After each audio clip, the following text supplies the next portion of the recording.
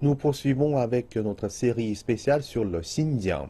Avec la menace croissante d'attaques terroristes, la Chine a adopté sa première loi nationale antiterroriste en décembre.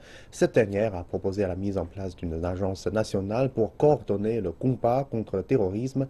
La Chine est depuis longtemps une victime du terrorisme, en particulier dans la région du Xinjiang.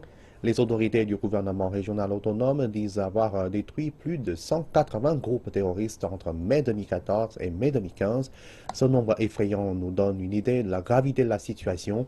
Et dans l'épisode d'aujourd'hui, notre journaliste s'est rendu dans la ville de Séritibia où des affrontements meurtriers ont eu lieu en 2013. Il a interviewé des Ouïghours témoins des attaques et en quête de réponse face à l'extrémisme. Une visite de routine dans le plus grand bazar du sud du Xinjiang. La ville de Sirukbuya abrite près de 50 000 personnes. La plupart sont ouïghours. Avagul Aboudurim est en poste depuis les violentes attaques d'il y a 3 ans. Elle a maintenu sa vigilance contre le terrorisme depuis. Mon travail est principalement de rencontrer et de discuter avec les habitants, en particulier avec ces groupes de gens qui posent une potentielle menace pour la sécurité, en les informant pour maintenir la stabilité. Les jeunes sans travail sont notre priorité. 23 avril 2013, les violences de cette année-là ont fait 15 morts chez les policiers et le personnel communautaire. 6 des assaillants ont été tués et 8 autres capturés.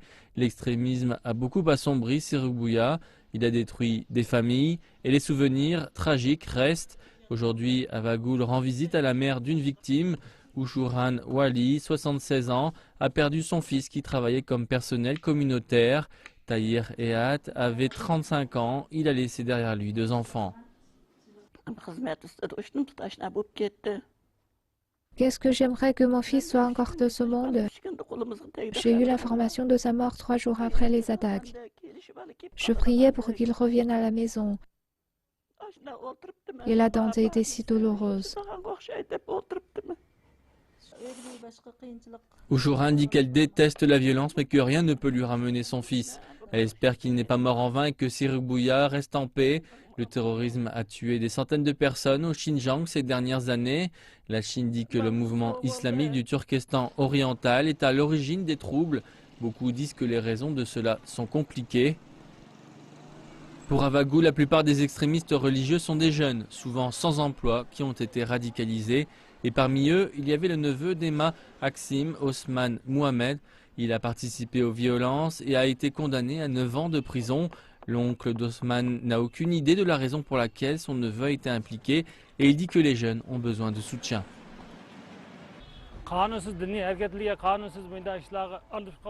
Afin de résister à l'invasion des pensées terroristes extrêmes, nous devons faire ce qu'il faut en accord avec la loi.